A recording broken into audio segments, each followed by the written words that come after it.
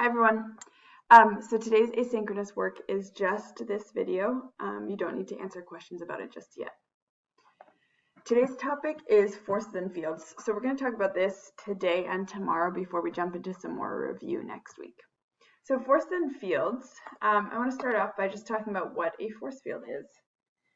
So a force field sounds like something from a Marvel movie or I don't know, some sci-fi, but force fields actually exist all around us. You already know this if you have any magnets on your fridge or if you know anything about gravity. Both of those have to do with force fields.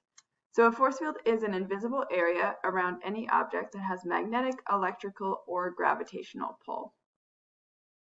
So those are the three types of fields that we're going to be talking about: magnets, electric fields, and gravitational fields. So the first one we're going to talk about is magnetic field. This is the force field that surrounds a magnet.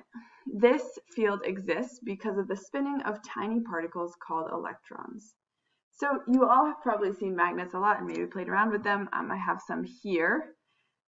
If you've played around with these before, you know that if I try to push these together and they're not lined up right, then it's going to kind of refuse to come together. So I'm trying to push these together and they won't go all the way together. And if I let go, it flips around and tries to get aligned correctly. So if you're playing around with magnets, you can actually feel the force field that exists between these. So when I push this together, it kind of bounces off. That's the force field that exists around magnets. Magnets have two poles. We call one of them the North Pole and one of them the South Pole. And that is actually related to the North and South Pole on Earth. Those are called the North and South Pole of Earth because the Earth is actually just one giant magnet, which is pretty crazy. But the North and South Pole of the Earth are opposite ends of a big magnet, basically, because the Earth has so much iron in it. All right. And you probably already know about magnets that like poles what and opposite poles what. So the correct answers there are like poles repulse and opposite poles attract.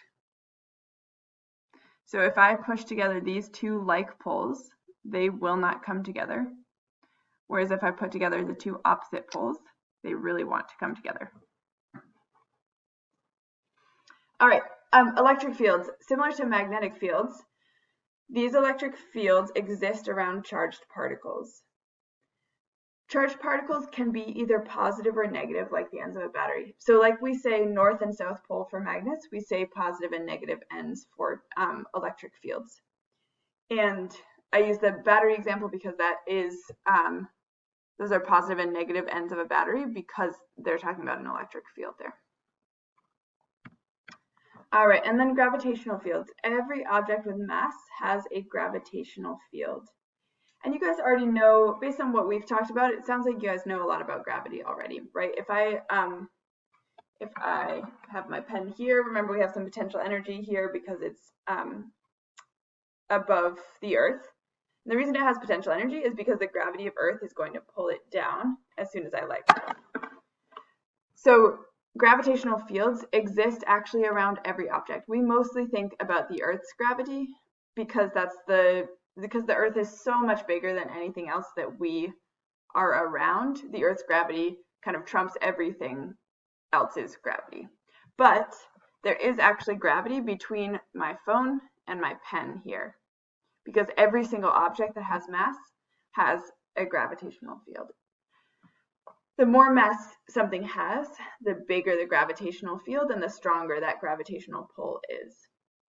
So that's why the Earth's gravitational pull is much, much bigger than the pull of my water bottle.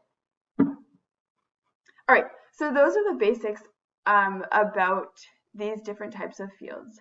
We're going to talk about this more in class today and get a little practice identifying these things and describing them, and then also tomorrow. So I will see you in class. Thanks for watching.